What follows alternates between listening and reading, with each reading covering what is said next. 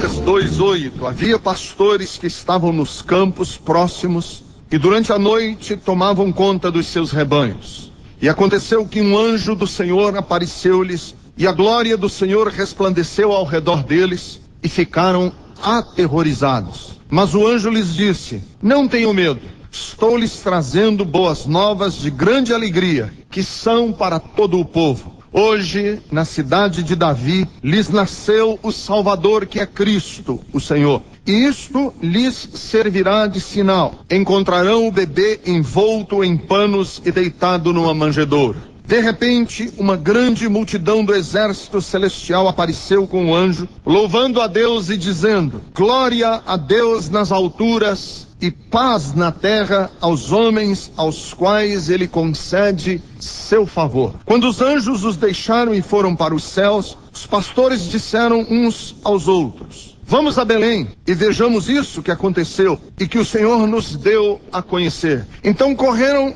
para lá e encontraram Maria e José e o bebê deitado na manjedoura. Depois de o verem, contaram a todos que lhes fora dito a respeito daquele menino. Todos os que ouviram o que os pastores diziam ficaram admirados. Maria, porém, guardava todas essas coisas e sobre elas refletia em seu coração. Os pastores voltaram glorificando e louvando a Deus por tudo o que tinham visto e ouvido, como lhes fora dito. Amém.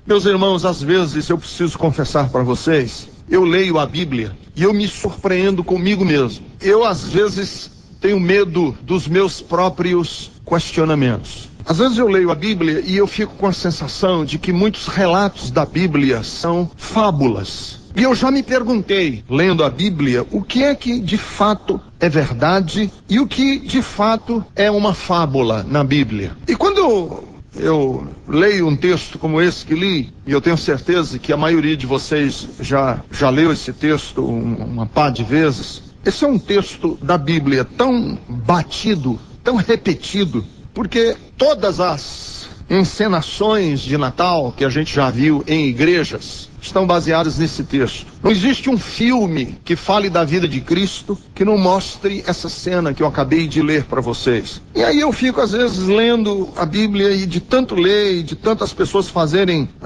esquetes e dramatizações desse texto da Bíblia, eu fico pensando assim, será que a fé cristã não começou com uma fábula? Porque vamos ser sinceros, tanto os relatos do Gênesis, primeiro livro da Bíblia, capítulo 1, capítulo 2, como do primeiro Natal, que são os dois textos base da Bíblia, parecem um tanto quanto fantasiosos. Às vezes eu fico pensando, será que não é uma alegoria bem primitiva? Essa cena de Deus fazendo um Adão, um boneco chamado Adão, e soprando em cima do boneco. Depois fazendo esse boneco dormir, ou esse Adão dormir, e tirar uma costela dele para fazer uma Eva. Será que os relatos do nascimento de Jesus, como esse que nós lemos hoje, anjos cantando, aquele cenário bem bucólico, uma casinha num campo, com uma estrelinha em cima da casinha, brilhando em cima da estrebaria, um burrinho, uma vaquinha. Às vezes isso não soa para nós um tanto quanto assim piegas.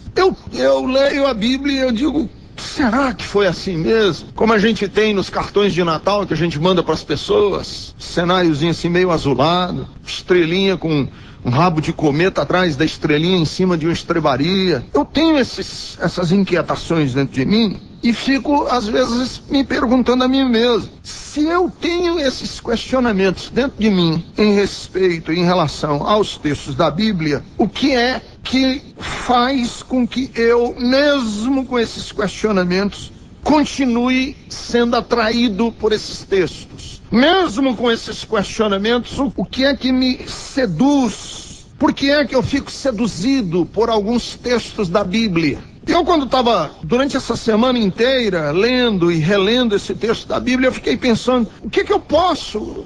Quer dizer, esse texto é tão batido, todo mundo conhece tanto a cena do presépio, da manjedoura, dos burrinhos, dos pastores, dos magos trazendo presentes para Jesus. A gente já ouviu isso tantas vezes.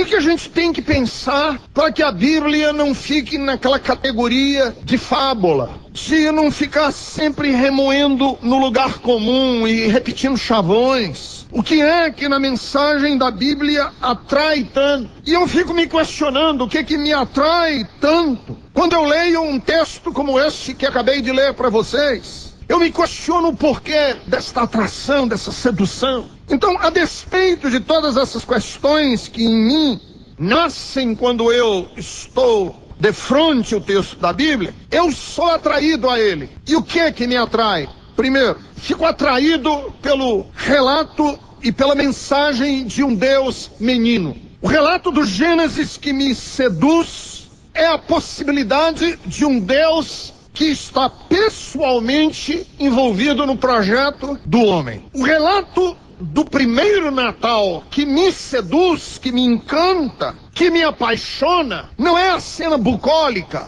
de uma casinha no meio de um campo, que seria uma estrebaria e um meninozinho deitado nessa manjedoura. O que me atrai na mensagem é a mensagem de um Deus menino. O que me encanta na mensagem do Natal é poder dizer a esta geração que o Deus dos cristãos foi um menino. Bem, me encanta dizer a esta geração que o Deus que nós, os cristãos, amamos e adoramos, foi um menino. E às vezes eu tenho vontade de pegar assim essa turma, adolescente, moçada aí de 13, 14, 15, 16 anos de idade, pegar assim pela gola da camisa, assim, um molecão desse assim que se acha muito homem, e dizer assim pra ele: bicho, o Deus que nós servimos veio ao mundo não um Deus pronto, ele veio ao mundo um menino que precisou aprender sobre a sua própria divindade. Pegar um adolescente desse que se acha o dono do mundo, o rei da cocada branca, esse adolescente que está criando barba e que acha que conhece tudo do mundo, pegar ele assim pela gola da camisa e balançar ele e dizer assim: olha, bicho, o Deus que nós servimos aprendeu e você precisa aprender. Às vezes eu tenho vontade de pegar um universitário desses que está no curso de filosofia da USP, pensando e tecendo sobre os mistérios do saber e do conhecimento, e pegar ele pela gola da camisa e balançar ele e dizer assim: cara, o Deus dos cristãos nasceu um bebê, ele não nasceu um filósofo pronto, ele nasceu um bebê. Isso para mim está sendo absolutamente revolucionário nesse estágio da minha vida. Confesso para vocês, porque por muitos anos eu preguei nos púlpitos da igreja Bethesda que nós tínhamos que rejeitar a ideia de um Deus menino. Eu já preguei isso e estou revendo o que preguei.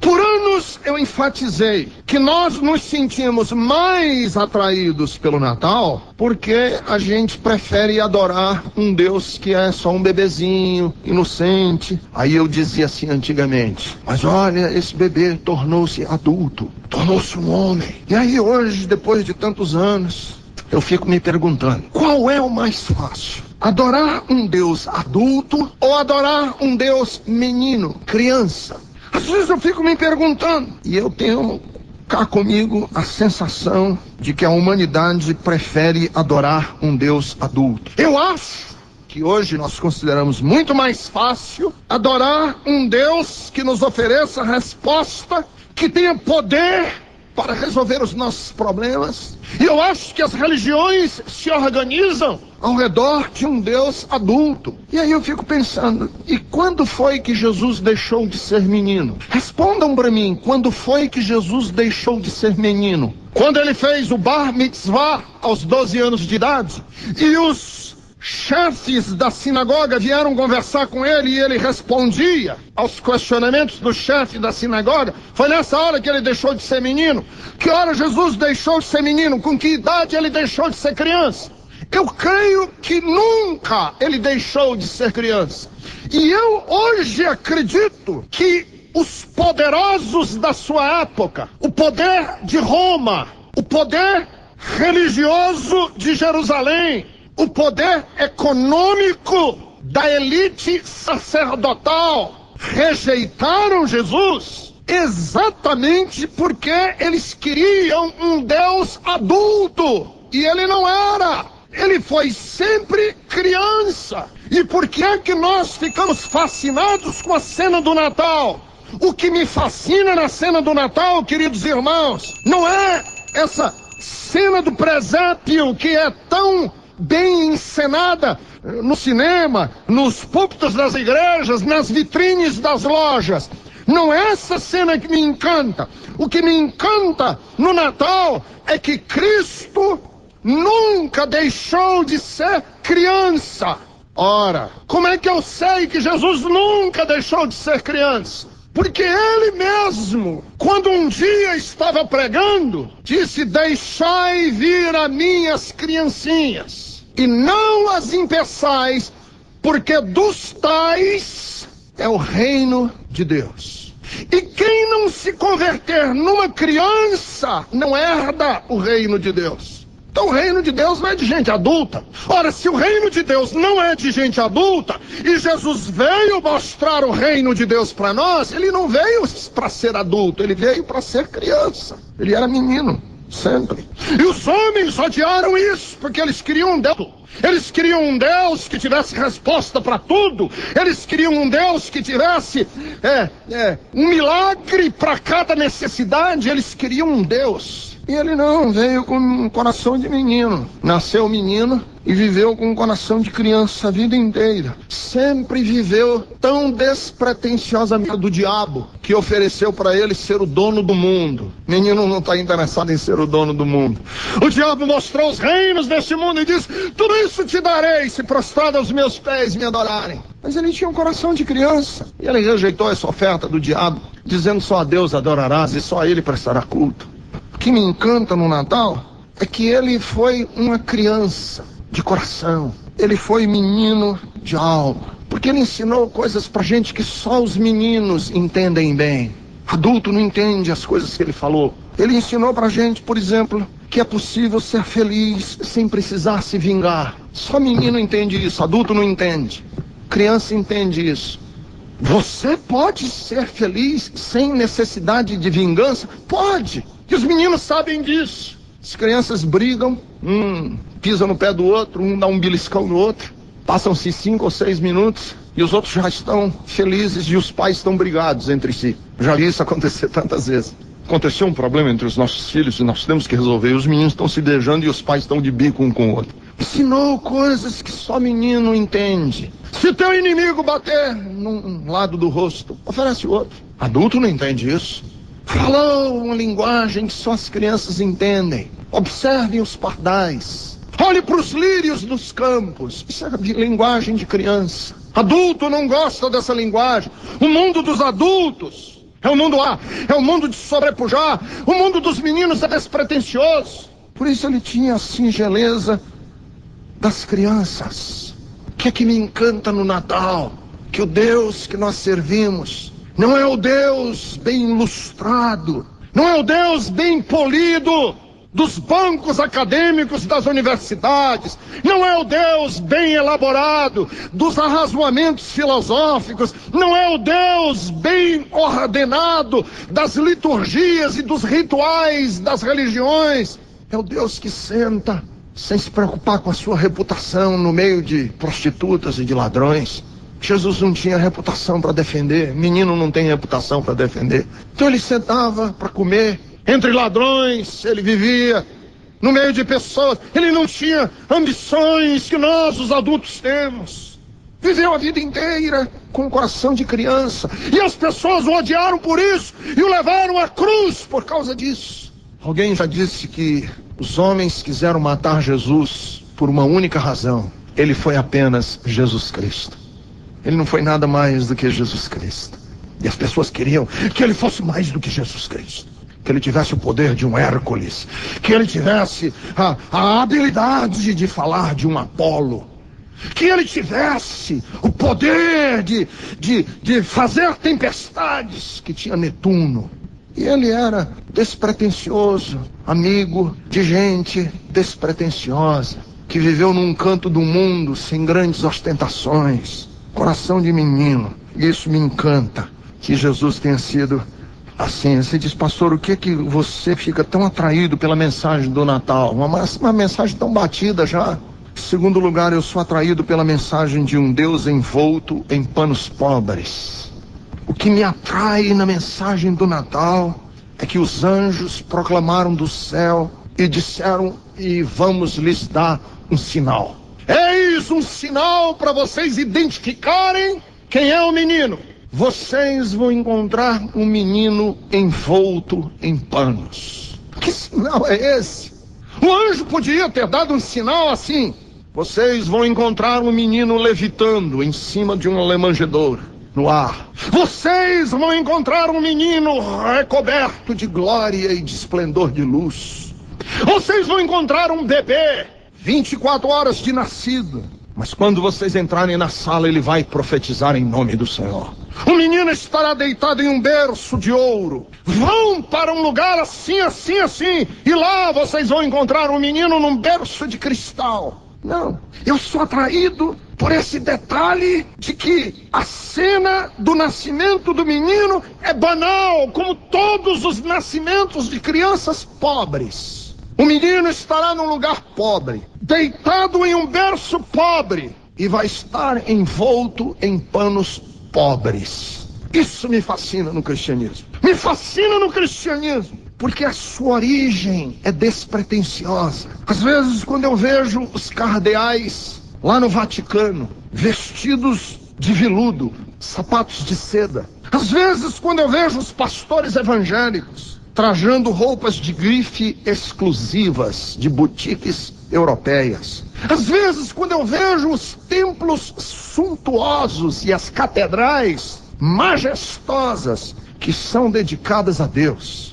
Às vezes, quando eu vejo e ouço os assuntos que são abordados nas igrejas evangélicas, ensinando as pessoas a serem mais cobiçosas e de terem mais. Às vezes, quando eu vejo a minha própria vida, e como eu sou insatisfeito com o que tenho, tão insatisfeito, porque quanto mais eu tenho, mais vontade eu preciso de outras coisas, e mais eu quero, e mais eu preciso, e mais que eu vejo em mim mesmo, vejo que o que faz Jesus ser tão maravilhoso. Irmãos, o que se faz em nome de Cristo tem tão pouco a ver com o próprio Cristo. Nós precisamos tanto para viver. E eu fico fascinado com coisas que não deviam me fascinar. Eu sou fascinado pelo mundo dos poderosos. Eu tenho inveja de pessoas que ficaram ricas com facilidade. E fico o ano inteiro esperando de Deus uma grande virada econômica na minha vida. Uma virada espetacular para a Igreja Bethesda. E aí eu ouço a mensagem do anjo que diz assim: vocês vão encontrar um menino envolto em panos. Isso tudo que nós fazemos em nome de Jesus tem tão pouco a ver com o Jesus de Nazaré, que nasceu em Belém e que viveu uma vida tão simples e tão desprovida de ostentação. É isso que eu amo a Cristo, porque você vai ter um sinal de que Ele é o Cristo. Qual é o sinal? Uma carreata de anjos com trenós de luz? Qual é o sinal? Uma cena espetacular, qual é o sinal? O sinal é que vocês vão encontrar um menino envolto em panos. Só isso. Tem mais nada além disso. É apenas uma criança envolta em panos. Por isso eu amo Jesus. Porque Ele, tendo a glória e o esplendor dos cristais e do ouro e da seda e do veludo, isso não seduzia o coração dele. Deixa eu lhes dizer em terceiro lugar o que me atrai na mensagem do Evangelho. O que me atrai nessa cena do Calvário. Eu sou atraído pelo Deus simpático do Natal. Eu sou atraído quando essa cena e essas frases e a repetição do mesmo tema todos os anos. Mas eu fico maravilhado que o Deus do Natal é um Deus simpático. Porque vocês vão encontrar o bebê envolto em panos, deitado numa manjedoura. Aí o versículo 13 e 14 dizem assim: de repente uma grande multidão do exército celestial apareceu com um anjo, louvando a Deus e dizendo: glória a Deus nas alturas, paz na terra aos homens aos quais ele concede o seu favor. Os anjos não gritavam, como outrora nós já aprendemos: glória a Deus nas alturas e paz na terra aos homens de boa vontade. Não, boa vontade para com os homens na terra. Glória a Deus nas alturas, paz na terra aos homens a quem Deus mostra a sua boa vontade. Ele é que mostra o seu favor para conosco, e não nós que mostramos o nosso favor para com Deus. Glória a Deus nas alturas. Assim, é como se os anjos dissessem assim: glória a Deus nas alturas, olha como ele tem boa vontade para conosco. Olha como é o rosto de Deus para com os homens. É simpático. Olha o jeito que Deus olha para a humanidade. Ele não tem o senho franzido. Ele não tem a boca enrugada de ódio. Olha o olhar de Deus para conosco. O olhar dele é manso. Tem boa vontade no olhar de Deus para conosco. Ele é que tem favor para conosco. Deus prova o seu amor para conosco, em que nós, quando não estávamos nem ligando, nem nos preocupando, Deus continua nos querendo bem. E essa é a questão fundamental do cristianismo, com todas as outras religiões. É que Deus prova o seu carinho, o seu afeto, a sua boa vontade, sua simpatia, o seu sorriso. Deus não está de bronca com a gente, Deus não está de raiva com a gente, Deus não está zangado com a gente, Deus não está de mal, vou usar aqui a expressão que já foi usada hoje. Deus não está de mal com a gente, com raiva, azedo. O Natal não é os homens agradecendo que o azedume de Deus passou quando Jesus nasceu. O Natal é nós agradecendo a Deus que nunca houve azedume no coração de Deus para conosco. Isso é diferente dos deuses do passado. Os deuses dos pagãos eram deuses manhosos. Os deuses dos pagãos eram deuses que às vezes ficavam, como a gente diz lá no Ceará, de lundu. Deus acordou hoje de mal. Hoje, olha, não chega perto. Não fala com ele. Às vezes eu tô assim eu acordo segunda-feira meio chateado, e às vezes eu vou no trânsito, e o trânsito tá parado, e eu tô azedo no meu coração. Aí eu fico pensando assim: se esses motoristas soubessem como eu estou zangado, ele não me dava esse tranco que ele me deu agora aqui, porque se eu puder me vingar, eu quebro o carro dele de barra de ferro. Às vezes me dá vontade de fazer esse tipo de coisa, assim, pegar uma barra de ferro, ir no carro da frente quando o trânsito parar, e aí com barra de ferro, quebrar o carro do sujeito todinho, entrar no meu carro, engatar uma primeira e ir embora. Agora você imagine eu tendo todo o poder, sendo onipotente, com esse tipo de azedume no meu coração, cuspindo fogo do céu. Aí as religiões dizem assim: quando Deus estiver cuspindo fogo do céu, ofereça para ele as suas orações, façam sacrifícios de louvor, se flagelem, deixa correr sangue, paga promessa. E aí quando você estiver pagando as suas promessas, derramando sangue, se sacrificando, Deus olha para o nosso sofrimento e vê como a gente está disposto a se sacrificar.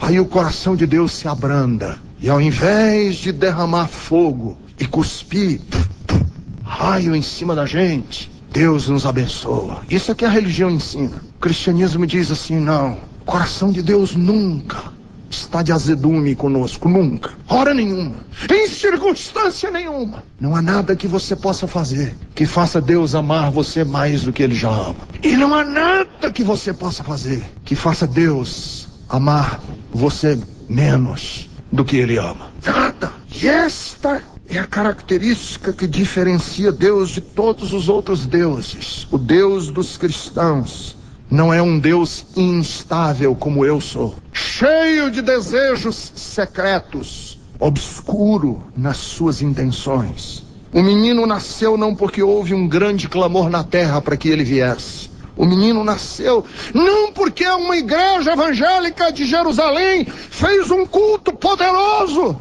e uma oração forte. O menino nasceu não porque Deus viu que havia progresso na humanidade e que os crentes estavam orando por um avivamento. Ele nasceu porque o olhar de Deus é simpático para conosco. Ele nasceu porque o olhar de Deus não é de briga ou de revanche. Ele nasceu porque as intenções divinas para comigo e para com você são gratuitamente boas. Isso se chama graça na Bíblia. Isso me fascina em Deus. Glória a Deus nas maiores alturas. Paz para com os homens, porque em Cristo Jesus não há mais sombra de dúvida de que o olhar de Deus para conosco é de boas intenções. Glória a Deus nas maiores alturas. E paz, porque Deus concede o seu favor para conosco. Por que é que você é atraído pela cena do Natal? Eu sou atraído por uma fé. O Natal me mostra que fé não nos deixa mais convictos. Fé me deixa cada vez mais perplexo. O que me fascina no Natal é que quanto mais eu sei, menos seguro eu fico. Quanto mais eu sei, mais perplexo eu fico. É o contrário. A minha fé não provoca em mim convicções. A minha fé provoca em mim, antes de provocar convicção, perplexidade. Eu fico perplexo, espantado. A minha fé não apenas me alicerça, a minha fé me assusta. Quanto mais eu sei, menos coerente eu me acho, mais desestabilizado eu fico. É interessante que os anjos gritaram do céu, os pastores viram os anjos gritando uns para os outros e dizendo em voz alta: glória a Deus nas alturas, aquele clamor celestial, aquele ribombar do céu. Eles ouviram isso tudo, viram o menino, foram até a manjedoura. Quanto mais eles viam, mais espantados eles permaneciam. E todos, versículo 18, os que ouviram o que os pastores diziam ficavam admirados.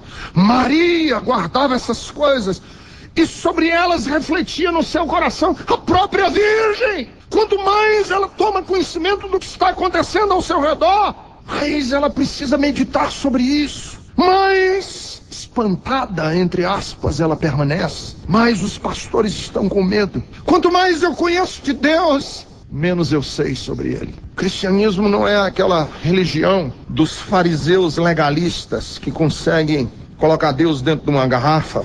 Irmãos, quanto mais estudo a Bíblia, eu digo: Senhor, eu não sei nada, Senhor. Quanto mais eu paro para meditar na grandeza de Deus, mais medo eu tenho no meu coração.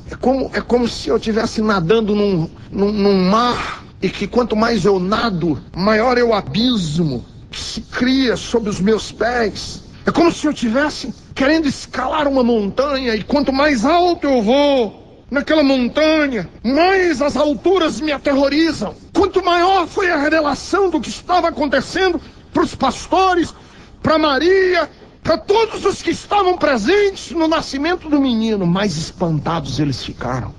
Queridos, eu tenho muito medo da religião, dos religiosos que estão seguros demais do que creem. Eu morro de medo de pastores que têm resposta para tudo. Eu morro de medo de teólogo que conseguiu emoldurar Deus e oferecer todas as respostas a respeito de Deus. Porque convicção sem espanto, essa é a religião dos legalistas. Convicção sem maravilhamento é apropriada só para os intolerantes, para os reacionários. Por isso é que o Natal para mim me deixa desestabilizado, porque quanto mais eu conheço de Deus, mais fragilizado eu me sinto como homem. Quanto mais conheço a respeito dos mistérios de Deus, mais espantado eu fico. Quanto mais eu aprendo, mais eu me assusto. Quanto mais investigo, menos certeza eu tenho, porque eu sei que estou entrando num mistério. Por isso é que Maria, os pastores e todos os que ouviram os primeiros relatos,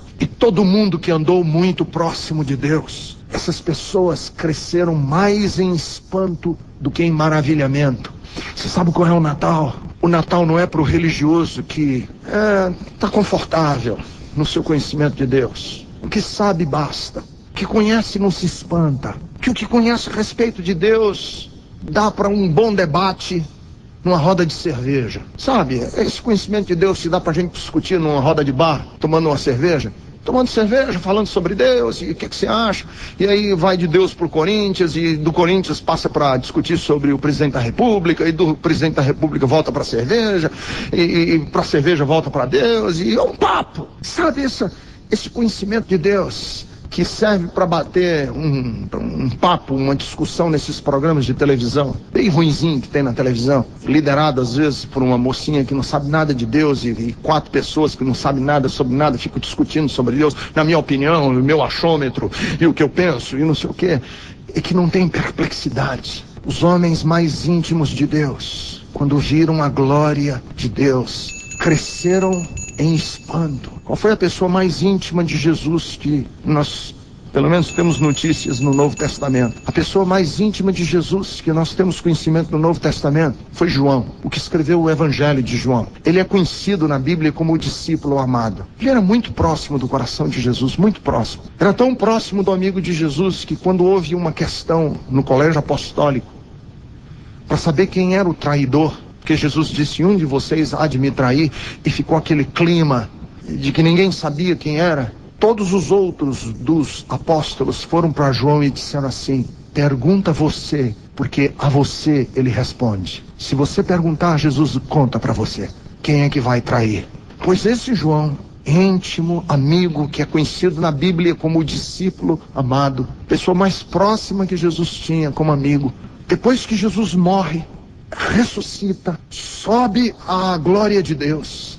Passados aí 30 anos, este mesmo João já é um velhinho, ancião, já está velhinho, já é um ancião. E ele está exilado, preso numa ilha chamada Patmos, que eu já tive o privilégio de ir lá, que fica nos arredores de Atenas, perto da costa da Turquia. Ele estava lá, preso numa caverna, no dia do Senhor. E nesse dia, Jesus, o Cristo ressurreto, aparece para João, o amigo íntimo. E o relato do livro do Apocalipse, os primeiros versículos do capítulo 1 nos contam que quando este homem que era íntimo, amigo de Jesus, o viu, a Bíblia diz assim, que eu quando o vi, caí como morto aos seus pés. Um amigo íntimo que viu o outro amigo, caí como morto aos seus pés. E ele colocou a mão direita sobre a minha cabeça e disse, João, não tenha medo, sou eu. Isso aqui é um diálogo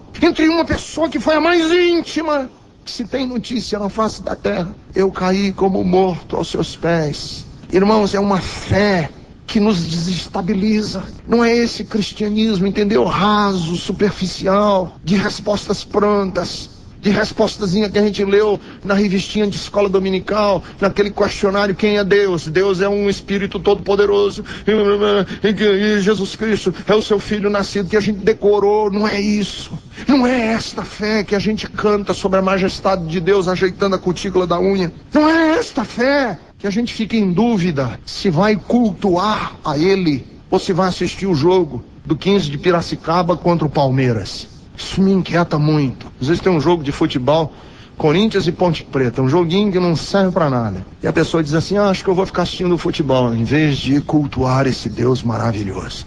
Quando a gente troca, é porque nós estamos tão seguros, sabemos tanto, que para nós aquele conhecimento passa a ser banal. Quanto mais profundo ia o conhecimento, inclusive no coração de Maria, a Bíblia diz assim, Maria guardava essas coisas e sobre ela refletia no seu coração, como querendo dizer, o que é que está acontecendo? O que é isso? Que coisa fantástica é essa? Maria, a Virgem. Os anjos anunciam e os pastores, em vez de ficarem, eles estão perplexos. É como caminhar numa corda bamba na beira de um abismo. Que por mais hábil que seja o malabarista, esse medo nunca deixa de existir no coração. Por isso que a Bíblia diz assim, prepara-te, ó Israel, para te encontrares com teu Deus. Horrenda coisa, maravilhosa coisa. Deus é fogo consumidor. É esse temor que a fé gera no nosso coração, esse fascínio. Portanto, se você conhece um Deus que não deixa você fascinado, desestabilizado, amedrontado, permita-lhe dizer, não é o Deus da Bíblia. Ele é um Deus pagão, que pode até ter o nome do Deus da Bíblia, mas não é o Deus da Bíblia. Porque o Deus da Bíblia nos joga de joelhos no chão e a gente se sente desestabilizado na nossa vida. Por isso que conhecer a Deus é um prosseguir que, ao invés de nos deixar cada vez mais convictos, nos deixa cada vez mais desestabilizados, cada vez mais fascinados, porque é o conhecimento de Deus. Amado Deus, louvado seja o teu nome. Bendito sejas, ó Senhor, pela tua palavra.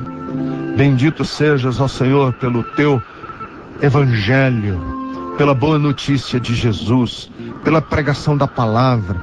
Louvado seja o teu nome, porque hoje, ó Deus, nós podemos, através da vida de Jesus, do exemplo de Jesus, até do nascimento de Jesus, nós podemos olhar para as dificuldades, para as lutas, nós podemos olhar para a decepção, para a dor, para a ferida que alguém causou em nós, e não nos tornarmos pessoas ressentidas e amarguradas, mas sermos pessoas boas, dóceis, amorosas. Eu coloco, ó Deus, a vida dessa mulher, cura seu coração, que ela possa liberar perdão, que ela possa, Senhor, sair desse casulo onde ela se meteu, dessa armadilha, onde ela está hoje de ódio, de ressentimento e de vingança, e que ela possa ser uma pessoa amorosa e boa. É o que eu te peço também por esse homem, por esse senhor, por esse rapaz que está preso na casa de detenção. Livra, Senhor, eu te peço, de todas as dores, essas pessoas que estão me ouvindo e que estão, ó Deus, encarcerados no presídio de Guarulhos. Liberta, ó Deus, não das grades físicas, mas das grades espirituais, do ódio, do ressentimento, da vingança, das más companhias, para que possam viver uma vida bonita para ti.